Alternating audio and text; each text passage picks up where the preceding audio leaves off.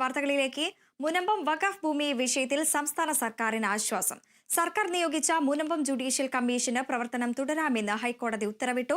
Single bench ഉത്തരവിനെതിരായ സംസ്ഥാന സർക്കാരിന്റെ അപ്പീലിലാണ് ഹൈക്കോടതിയുടെ ഇടക്കാല ഉത്തരവ്. മുനമ്പം ഭൂമി പ്രശ്നത്തിൽ സർക്കാർ നിയോഗിച്ച CN രാമചന്ദ്രൻ നായർ കമ്മീഷന്റെ നിയമനം റദ്ദാക്കിയ സിംഗിൾ ബെഞ്ച് ഉത്തരവിനെതിരെ സർക്കാർ നൽകിയ അപ്പീലിലാണ് chief justice Nitin Jamdar, S Manu എന്നിവരുടെ ഉത്തരവ്. അതേസമയം കമ്മീഷൻ റിപ്പോർട്ടിന്മേൽ നടപടി എടുക്കരുതെന്നും കോടതി നിർദ്ദേശിച്ചിട്ടുണ്ട്. അപ്പീൽ വേനലവധിക്ക് ശേഷം ജൂൺ 16 വീണ്ടും പരിഗണിക്കും. വഖഫ് ഭൂമിയുമായി ബന്ധപ്പെട്ട പ്രശ്നമായതിനാൽ വഖഫ് ട്രൈബ്യൂണലിന് മാത്രമേ ഇക്കാര്യത്തിൽ ഇടപെടാൻ സാധിക്കൂ എന്ന് ചൂണ്ടിക്കാട്ടിയാണ് സിംഗിൾ ബെഞ്ച് കമ്മീഷൻ നിയമനം റദ്ദാക്കിയത്. സർക്കാർ വേണ്ടത്ര പഠനം നടത്താതെയും വസ്തുതകൾ പരിശോധിക്കാതെയുമായിരുന്നു കമ്മീഷനെ നിയമിച്ചതെന്നും സിംഗിൾ ബെഞ്ച് വിധിച്ചിരുന്നു. ഇതിനെതിരെയാണ് സർക്കാർ ഡിവിഷൻ ബെഞ്ചിനെ സമീപിച്ചത്. വിധി വന്നതിന്റെ പശ്ചാത്തലത്തിൽ കമ്മീഷൻ പ്രവർത്തനം ഇന്ന് തന്നെ പുനരാരംഭിക്കുമെന്ന് Munambam judicial commission justice CN Ramachandran Nair പറഞ്ഞു.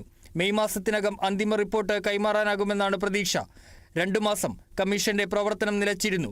വഖഫ് നിയമ ഭേദഗതി കമ്മീഷന്റെ പ്രവർത്തനത്തെ ബാധിക്കുമെന്ന് കരുതുന്നില്ല. ഭേദഗതി നിലവിൽ വന്നാലും ഓരോ കേസിലും കോടതിയാകും തീരുമാനമെടുക്കുകയെന്നും ജസ്റ്റിസ് CN രാമചന്ദ്രൻ നായർ വ്യക്തമാക്കി.